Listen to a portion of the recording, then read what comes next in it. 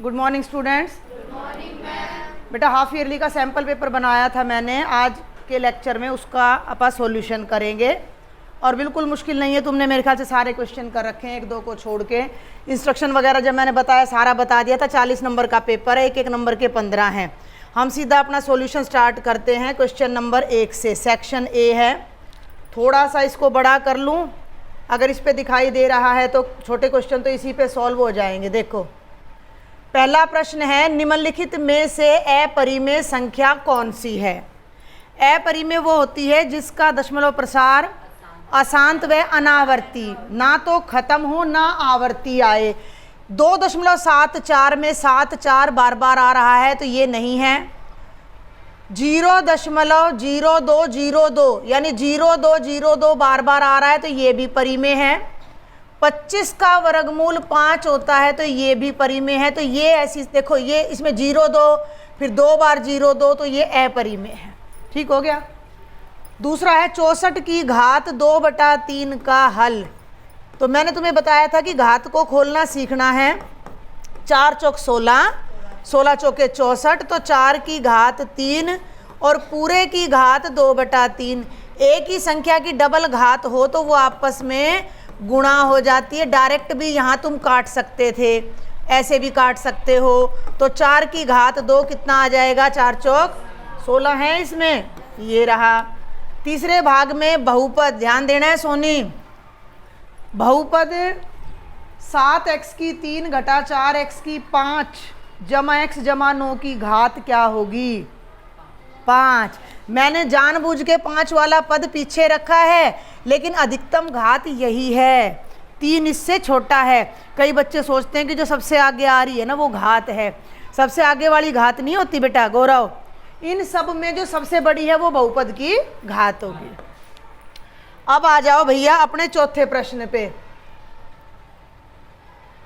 निम्नलिखित व्यंजकों में कौन सा व्यंजक बहुपद है? बहुपद की मैंने क्या पहचान बताई थी? हाँ, बहुपद की घात कभी भी नेगेटिव नहीं होगी, कभी भी p/q की फॉर्म में नहीं होगी। तो ये इसको मैं साथ साथ पढ़ भी रही हूँ। 3 वर्गमूल t जमा t वर्गमूल 2। मैंने ये भी बताया था कि मान लो मैं कोई बहुपद लिख रही हूँ 2x की 3, तो जो उसका गुणांक है वर्गमूल 5x, तो वो वर्गमूल में हो सकता है? घात नहीं हो सकती। चर की घात, चर पे वर्गमूल नहीं हो सकता। तो यहाँ t पे वर्गमूल है यानी t की घात 1/2 है, तो ये बहुपद नहीं है। इसमें x जमा 2/x है, दिख रहा है ये सबको, x जमा 2/x। तो x नीचे आ गया, ऊपर ले जाओगे तो ये x की घात -1 बनेगी, जो कि गलत है। ये भी दिख रहा है दूर से, x की घात 1/2 है, तो ये भी बहुपद नहीं है। तो ये सही उत्तर बच गया। पांचवा बिंदु, 5, -9 किस चतुर्थांश में है? ये 4 चतुर्थांश है। x पॉजिटिव है, y नेगेटिव है। x पॉजिटिव है और y नेगेटिव है, तो यहाँ आएगा तो ये चौथा चतुर्थांश हो जाएगा। निर्देशांक अक्ष, ये निर्देशांक अक्ष है। तल को, ये जो मेरा बोर्ड है ये तल है, प्लेन है। और जब मैंने ये निर्देशांक अक्ष खींच दिया तो मेरे इस बोर्ड के कितने हिस्से हो गए? 4। तो यहाँ पर क्या आ जाएगा कि निर्देशांक अक्ष तल को 4 भागों में बांटता है। आगे बढ़ूं। अब ये कहता है 7वें प्रश्न में आ जाओ, बहुत ही आसान है होता है 9वीं का पेपर, फाइनल भी बहुत आसान आता है। यदि px बराबर है x की 2 घटा x जमा 1 है तो p2 का मान ज्ञात करें। इधर करा देती हूँ। px बराबर है x की 2 घटा x जमा 1 है, तो यहाँ 2 रख लो, ये ऊपर कुछ नहीं है यहाँ पे। यहाँ 2 की घात 2 घटा x की जगह 2 की घात 2, 2 दूनी 4 घटा 2, 4 में से 2 गया 2 जमा 1, कितना उत्तर आ गया? 3। तो आपने 3 पे निशान लगा देना है। ऐसा है, हो सकता है खालिस्तान भी आ जाए, वन वर्ड भी आ जाए, सत्य असत्य भी आ जाए। ठीक है। 8वें पे आ जाओ। बहुपद px बराबर है 2x जमा 5 का शून्यक क्या होगा? रिवीजन में भी करवाया था मैंने भैया। 2x जब भी 2 बातें बताई थी। एक तो मान ज्ञात करना आ गया, एक बार मान दे दे और यूँ पूछ लें कि ये मान इसका शून्यक है या नहीं, तो मान रखो, रख के उत्तर 0 आया तो शून्यक है। तीसरी चीज़ क्या सिखाई थी कि शून्यक ज्ञात करना, x का कौन सा मान इसको 0 बनाएगा, तो उसके लिए तुम क्या करोगे, बहुपद को उठाओगे, 0 के बराबर रखोगे। समीकरण हमने अपने 8वीं कक्षा में सीख रखा है, तो x का जो भी मान आएगा वो उसका शून्यक होगा, तो ये C आ जाएगा। 9वां तुम ही बता दो वृत्त की त्रिज्या की परिभाषा। हाँ, थोड़ा अच्छे से लिख के आएंगे, मैं यहीं लिख देती हूँ। वृत्त के केंद्र को परिधि के किसी बिंदु से मिलाने वाली, परिधि के किसी आना था भाई, परिधि के किसी बिंदु से मिलाने वाली रेखा त्रिज्या कहलाती है ना। ये वृत्त है, ये केंद्र है, ये परिधि, ये भी त्रिज्या, ये भी त्रिज्या, ये भी त्रिज्या, ये भी त्रिज्या। कितनी त्रिज्या होती है वृत्त में? अरे, और त्रिज्या का दुगुना क्या होता है? व्यास होता है, और व्यास का आधा क्या होता है? त्रिज्या होती है। 10वें पे आ जाओ। हीरोन के सूत्र द्वारा त्रिभुज का क्षेत्रफल कौन बताएगा? हीरोन के सूत्र द्वारा, हाँ जी बोलो बोलो। S minus a, s minus b, s minus c पूरे का अंडर रूट। बैठ जाओ। ए बी सी भुजाएं होती हैं, और एस त्रिभुज का क्या होता है?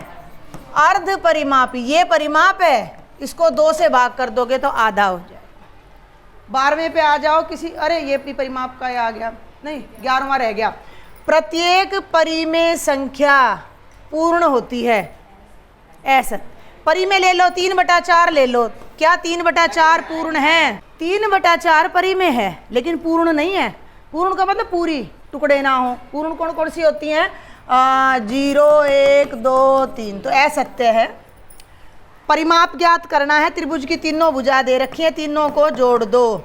5 और 4 9, 9 और 3 12 सेंटी। अर्ध परिमाप पूछता तो 6 आ जाता। अगले पे आ जाओ। x की 2 का गुणांक बताना है इस बहुपद में। बहुपद दिख रहा होगा, मैं फिर लिख देती हूँ। 2 + 3x की 2 + 4x। तो x की 2 को ढक लो, और उसके आगे जो संख्या है वो उसका गुणांक है, तो वो हो जाएगा जमा का 3। ठीक है। अब अगला प्रश्न है, y बराबर है 3x + 5 का। एक हल है, 2 हल है, अनेक हल है? कोई हल नहीं है, अनेक हल है इसके। हाँ, एक चर में जब, 2 चर में जब रैखिक समीकरण आता है तो अनेक हल होंगे। जैसे आप x को 0 रखोगे तो कोई और उत्तर आएगा, x की जगह 1 रखोगे तो दूसरा उत्तर आएगा, 2 रखोगे तीसरा, ऐसे उत्तर आते चले जाएंगे। सोनी यही ध्यान रखो बेटा। 15वें पे आ जाओ। a + b ब्रैकेट a घटा b का फॉर्मूला बिल्कुल आसान है, a² - b²। कोई भी फॉर्मूला, कोई भी आइडेंटिटी क्यूब वाली भी आपसे पूछी जा सकती है। 2 नंबर पे आ जाओ। बहुत आसान है। 0.3 बार को p/q के रूप में बदलें। 16वां प्रश्न करवा रही हूँ मैं। माना, रिवीजन में भी करवा चुकी हूँ। x बराबर है 0.3 है भैया, 0.33333। क्योंकि एक अंक की आवृत्ति हो रही है तो दोनों तरफ 10 से गुणा कर देंगे, और जब 10 से गुणा करेंगे तो ये 0.1 स्थान छोड़कर आगे चला जाएगा। ये तो रिवीजन में भी करवा दिया मैंने। इसको इसके नीचे दोबारा लिख लो। घटा दो, घटा घटा, 10 में से 1 गया 9x, ये सब तो 0 बन जाएंगे। 3 में से 0 गया 3, 3.0 का मतलब 3, तो x बराबर है 3/9। भैया 3 × 1 = 3, 3 तिया। ये कुछ भी आ सकता है बदल के क्वेश्चन, भाई जरूरी नहीं है 0.3 आए। ठीक है ना। कई बच्चे मुझसे ऐसे पूछने लग जाते हैं यही आएगा पेपर में, तो यही नहीं आएगा पेपर में। ठीक है, ये तो सिर्फ आपकी प्रैक्टिस के लिए पेपर बनाया गया है कि भैया इस तरीके से पेपर आता है तो तुम करके देख लो। क्वेश्चन की संख्या राशि कुछ भी हो सकती है। अगले पे आ जाओ। 1/√7 घटा वर्गमूल 6 के हर का परिमेयीकरण करें। 17वां एक इसका भी मैंने बहुत अच्छे से रिवीजन वीडियो में बता दिया है। नीचे घटा का चिन्ह है, वो नहीं हो जाएगा। हम इसको हल करने के लिए विनय ध्यान देना है, हमें हर का परिमेयीकरण करना है।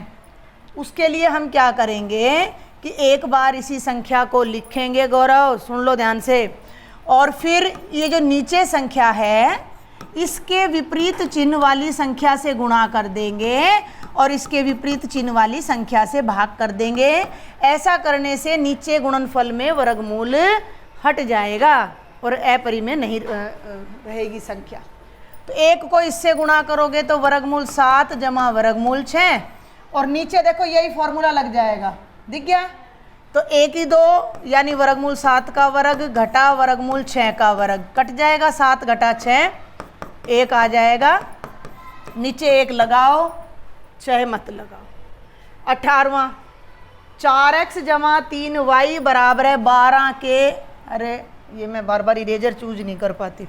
4x जमा 3y बराबर है 12 के 2 हल बताओ। वो 4 भी पूछ सकता है एग्जामिनर आपसे, है ना। तो आपने क्या करना है, सबसे पहले समीकरण लिखना है, ठीक है। अब एक बार रख दो, माना x बराबर है 0, माना x बराबर है 0, ठीक है। जब मैं इसमें x को 0 रखूंगी तो 4 के ब्रैकेट में 0 जमा 3y बराबर है 12, ये तो 0 बन जाएगा, 3 उधर चला जाएगा, डायरेक्ट कर दूं 12/3 यानी 4। यहाँ आप साइड में लिखो चाहे नीचे लिखो, उत्तर को इकट्ठा करके एक बार जरूर लिखना है, x 0 y 4। अब क्या करो, माना y बराबर है 0 कर दो इसी समीकरण नंबर 1 में, है ना। तो समीकरण नंबर 1 हो जाएगा 4x जमा 3 के ब्रैकेट में 0 बराबर है 12, ये 0 बन जाएगा। बच जाएगा 4x बराबर है 12, बच जाएगा x बराबर है 12/4, 4 3 12, आखिरी में फिर लिख दो x 3 y 0। ऐसे हाईलाइट होने चाहिए आपके उत्तर। ये थे 2-2 नंबर के 3 प्रश्न। अब आ जाओ भैया 3-3 नंबर के प्रश्न है, यही पेज ये रहा, दिख गया, दिख रहा है कि नहीं दिख रहा है। उस त्रिभुज का क्षेत्रफल ज्ञात करो, शॉर्ट में बता दूंगी, जिसकी 2 भुजाएं 18 सेंटीमीटर और 10 सेंटीमीटर है और परिमाप 42 सेंटीमीटर है। तो मान लिया त्रिभुज की तीनों भुजाएं हैं ए बी और सी, ठीक है। पूरा नहीं करवा रही मैं, अच्छे तरीके से कर लेना जैसे मैं बोल रही हूँ। हमें दे रखा और साथ में एंड और लगा लेना। एक भुजा 18 सेंटीमीटर है, दूसरी भुजा 10 सेंटीमीटर है। अब ये हमें कह रहा है कि भैया परिमाप कितना है, 42 है। परिमाप का मतलब तीनों भुजाओं का जोड़, यानी कि a जमा b जमा c कितना है, 42 है। तो a हमें पता है 18 है, b हमें पता है 10 है, c हमें ज्ञात नहीं है, तो हम पहले c को ज्ञात करेंगे। फॉर्मूला अभी तुमने लिखवाया है, फॉर्मूले में s चाहिए, a चाहिए, b चाहिए, c चाहिए। हमें s मिल जाएगा क्योंकि हमें परिमाप पता है। हम परिमाप को आधा कर देंगे तो s मिल जाएगा, a पता है, b पता है, c निकाल लो, ठीक है। फिर फॉर्मूले में वैल्यू को पुट कर दो, 28 जमा c, तो c आ जाएगा 42 घटा 28 यानी c का मान आ गया 14। a और b आपके सामने है, ये रहे परिमाप आपके सामने है। तो s को सीधा तुम निकाल सकते हो 42/2 यानी 21। और फिर जब सवाल करोगे तो ये जरूर लिखोगे कि हीरोन के सूत्र द्वारा त्रिभुज का क्षेत्रफल, क्योंकि त्रिभुज का क्षेत्रफल निकालने के और भी तरीके होते हैं, है ना। तो उसको लिखना, जितना अच्छा आप लिख के आओगे उतने अच्छे आपको नंबर मिल जाएंगे। कर दूं अभी आप, ये 21 पुट कर दिया, 21 में से a यानी 18 घटा दिया, 21 में से b यानी 10 घटा दिया, 21 में से c यानी 14 और पूरे उत्तर पे लगा दिया वर्गमूल। जिन बच्चों को नहीं आ रहा ध्यान से देख लें। 21 में से 18 गए 3 तो गुणा का 3, 10 गए 11 और ये 7।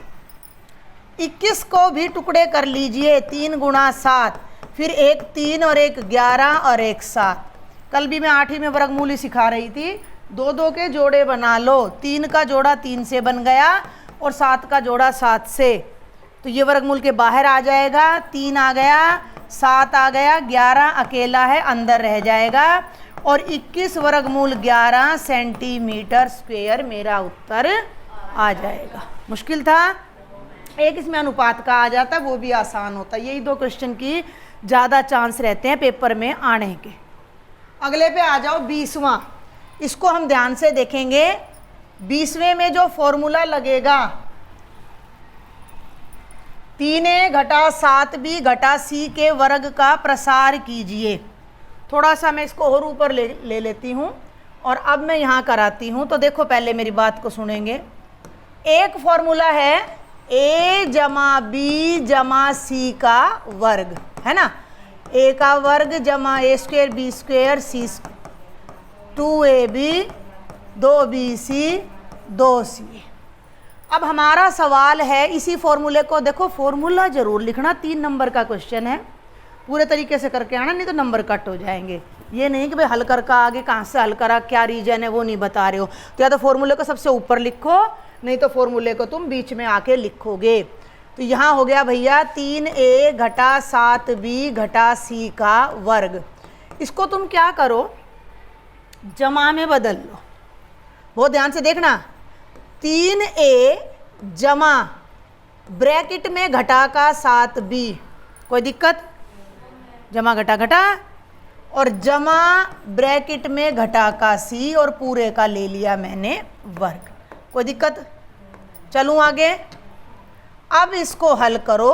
ये a की जगह हो गया, पहली संख्या हो गई, a की जगह 3a, b की जगह -7b, c की जगह -c का प्रयोग करेंगे। अब यहाँ ध्यान देना है, 3a का वर्ग जमा, जब हम प्रैक्टिस कर लेते हैं ना, अब मुझे ये क्वेश्चन करना है तो मैं इतना टाइम नहीं लगाऊंगी, मुझे पता होगा कि मेरे कहाँ कहाँ जमा घटा के चिन्ह आएंगे।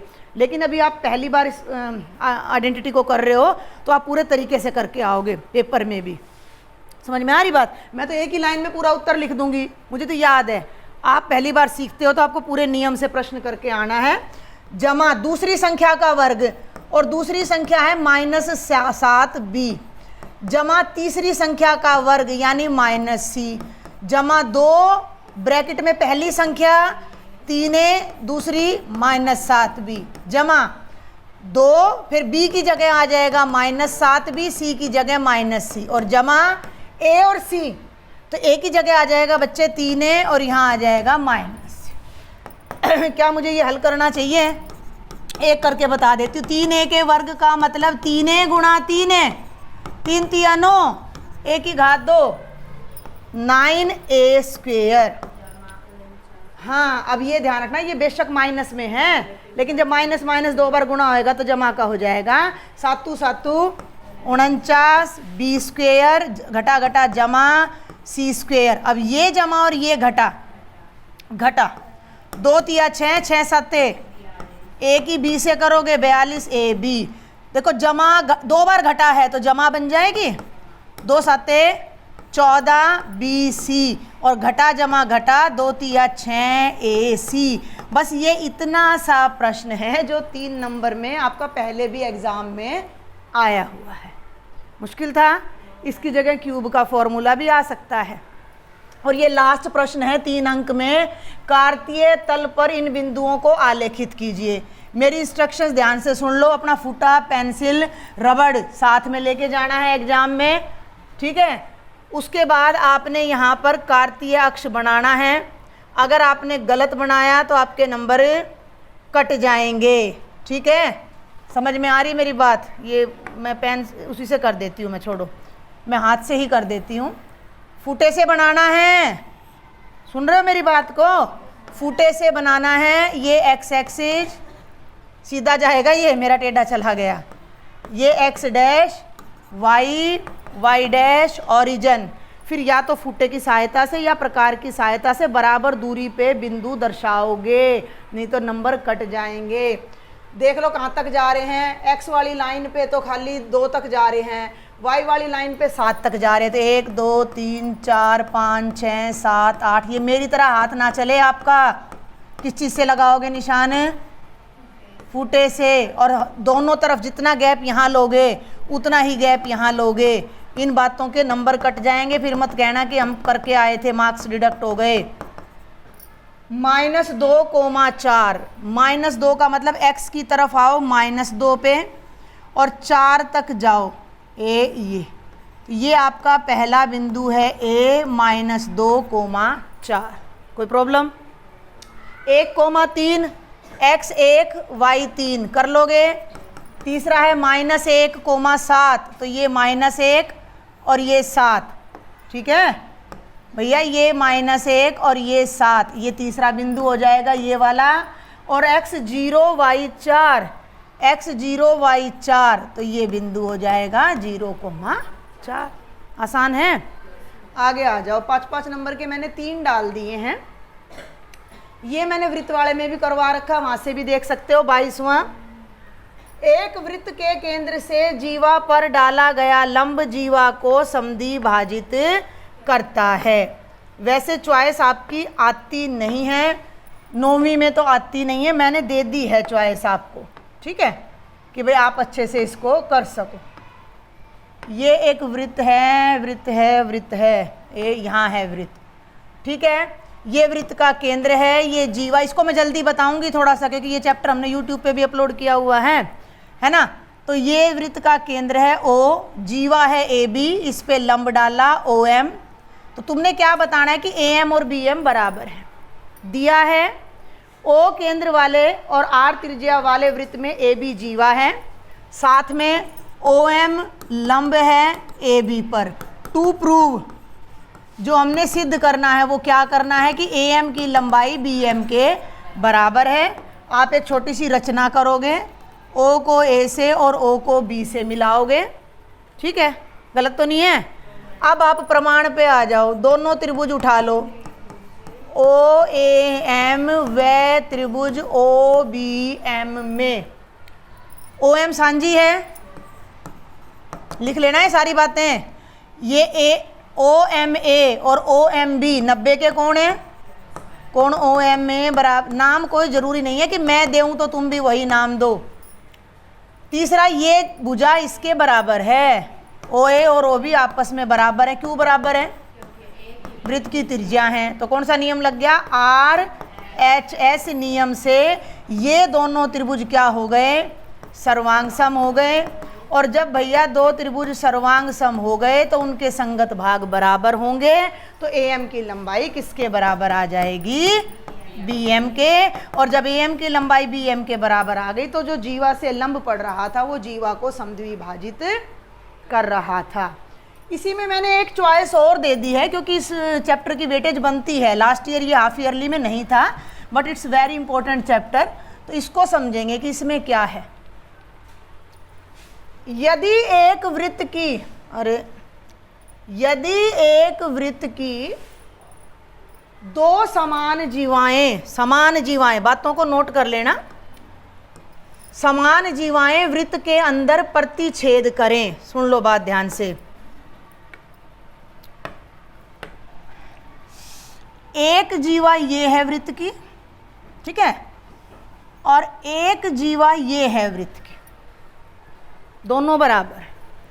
इसका नाम है मान लो AB और इसका नाम है मान लो CD, और ये यहाँ पर M पर प्रतिछेद कर रही हैं या P पर प्रतिछेद कर रही हैं। ये वृत्त का केंद्र है O। कोई समस्या यहाँ तक? तो सिद्ध कीजिए कि प्रतिछेद बिंदु का नाम है P, केंद्र का नाम है O, P को O से मिलाने वाली रेखा जीवाओं से बराबर कोण बनाती है। आपने क्या दिखाना है कि ये जो लाइन है वो ये जीवा है, तो ये वाला एंगल और ये वाला एंगल आपने इक्वल दिखाना है, ठीक है। तो कैसे सिद्ध करेंगे आप ध्यान देंगे, बहुत आसान सा प्रूफ है इसका। लॉजिक समझ आ गया? लॉजिक समझ आ गया कि हमें क्या दिखाना है कि प्रतिछेद बिंदु, देखो भाई कलर अलग कर दूं, ये प्रतिछेद बिंदु है, ये केंद्र है, यानी जो OP लाइन है वो जो इन दोनों जीवाओं के साथ एंगल बना रही है, इसका नाम OPB और OPA OPD, हमें क्या दिखाना है कि एंगल OPB और एंगल OPD बराबर है, ये हमने सिद्ध करना है। दिया है, लिख लोगे, मैं बोल दूं। O केंद्र है जिसकी O केंद्र वाला वृत्त है जिसकी त्रिज्या R है। AB और CD बराबर जीवाएं हैं। AB की लंबाई किसके बराबर है? CD के। और P को O से मिलाया तो ये सिद्ध करना है। अब आ जाओ रचना पे, रचना तो करनी ही पड़ेगी। O से AB जीवा पर लंब डालो और O से CD जीवा पर, इसका नाम M रख दो और इसका नाम N।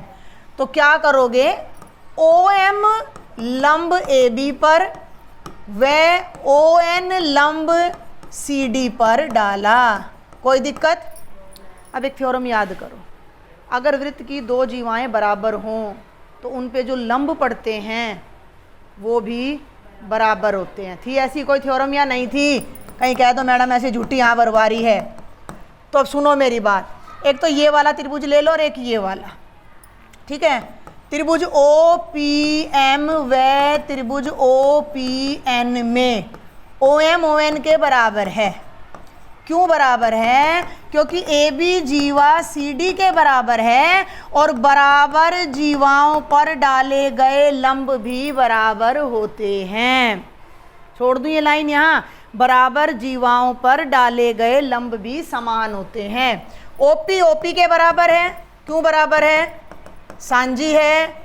और कोण M कोण N के बराबर है। कोण OMP कोण ONP के बराबर है, दोनों 90 डिग्री के हैं। अब ये दोनों त्रिभुज भैया क्या हो गए? सर्वांग सम हो गए। और जब ये दोनों त्रिभुज सर्वांग सम हो गए तो इनके जो संगत भाग हैं वो भी बराबर हो जाएंगे। तो एंगल OPM और एंगल OPN भी बराबर हो जाएंगे। अब सुनना मेरी बात, OPM कलर चूज कर लो एक। OPM को अगर मैं OPB कर दूं तो भाई OPM यहाँ तक था, B के लिए मैं यहाँ तक चली गई, तो मैं इसको ऐसे भी लिख सकती हूँ OPB, और जो OPN था वो D तक चला जाए, क्या ही फर्क पड़ता है, तो वो एंगल OPD के बराबर हो जाएगा। और अब है हमारा 5 नंबर का लास्ट क्वेश्चन है। इसमें क्या करना है? आयत चित्र बनाना है। आयत चित्र के लिए आपने जिस बात का ध्यान रखना है कि एक तो इसमें सबसे बड़ी कमी क्या है इस डायग्राम, इस राशि में, ये बता दो मुझे।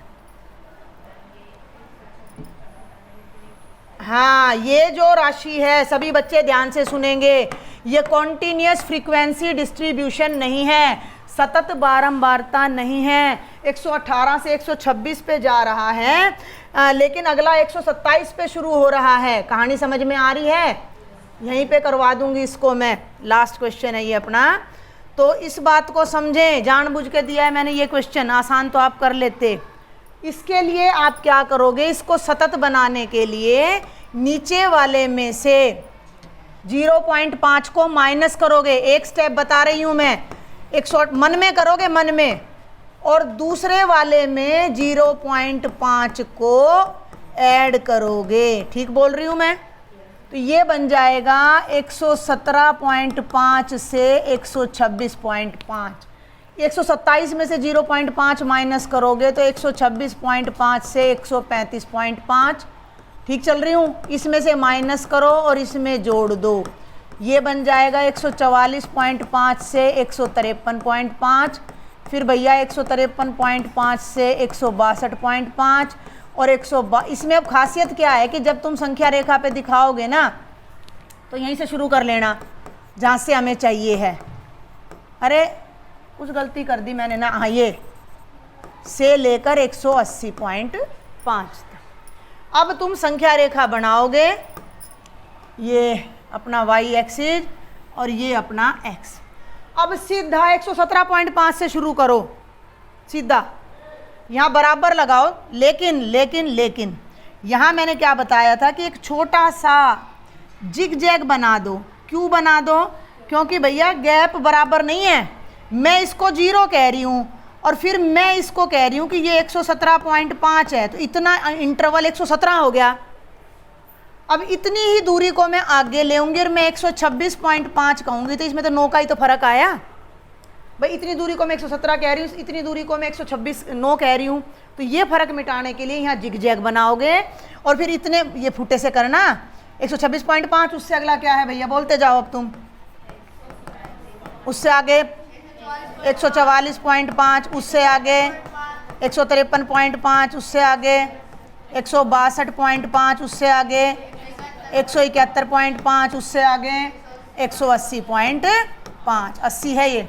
अब बारंबारता बड़े आराम से आप एक एक के अंतर पे ले सकते हो, 1 2 3 4 5 6 7 8 9 10 11 12। यहाँ सारी बातें आप लिखोगे, यहाँ आप लिखोगे लंबाई और यहाँ लिखोगे इस तरफ पत्तियों की संख्या। अब 117 से 126 तक 3 है, तो यहाँ से एक लाइन खड़ी करोगे, यहाँ से खड़ी करोगे और 3 तक ले जाओगे, फिर 5 तक। ठीक है, समझ में आ रही मेरी बात? तो इसी को 5 तक ले जाओगे। फूटा लेना है भैया, मैं थोड़ा जल्दी में हूँ तो ये ऐसे बता रही हूँ मैं। इसको 9 तक, 6 7 8 और ये 9 है, कोई यहाँ बनेगा जाके, फालतू का मिटा देना। ठीक है, फिर भैया 12 तक, तो ये बेटा 12 जा रहा है, तो ये और ये 12 तक, ये जो एक्स्ट्रा लाइनें दिख रही हैं ये हटानी हैं। फिर 5 4 और 2, तो ये 5 तक जाएगा, ये आपका ये 4 है, दिख रहा है, समझ आ रहा है कि नहीं आ रहा है? 4 तक और फिर 2 तक इरेजर लेके, और ये जो फालतू की सारी चीज़ें हैं ये आप हटाइएगा, बहुत सफाई से बनाइएगा। ये हो गया आयत चित्र। इसके 2 भाग और हैं। क्या इन्हीं आंकड़ों को निरूपित करने वाला कोई अन्य आलेख है? तो क्या किस चीज़ से और कर सकते हो आप इसको? बारंबारता बहुभुज से। वेरी गुड, बहुत अच्छे बच्चे हैं मेरे। बारंबारता बहुभुज बन जाएगा और बहुभुज से कर सकते हैं। क्या यह सही निष्कर्ष है कि 153 मिलीमीटर लंबाई वाली पत्तियों की संख्या सबसे अधिक है? 153 की तो नहीं है भाई, 153 की तो कोई गारंटी है नहीं, है ना भाई? 153 की कोई गारंटी नहीं है। 144 से 153 के बीच में सबसे ज़्यादा हैं। ठीक बोल रही हूँ कि नहीं मैं? तो ये गलत निष्कर्ष है। तो ये था पूरा सैम्पल पेपर। किसी बच्चे को यहाँ यूट्यूब पे भी कोई डाउट हो तो कमेंट बॉक्स में लिखना और आपने अच्छे से रिवाइज करना है। Thank you.